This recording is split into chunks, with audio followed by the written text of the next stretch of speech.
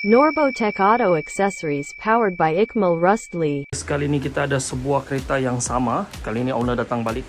Dia nak pasang underseat underseat sub. So bila dia pasang underseat sub ni, okay, dia punya performance lagi best, lagi baik lah. Alright guys, so kita ada pasang remote control unit. Okay, ni dah solder. So kita tinggal buat pemasangan dan penutupan sini. DSP dia dah pasang hari tu, so not much an issue.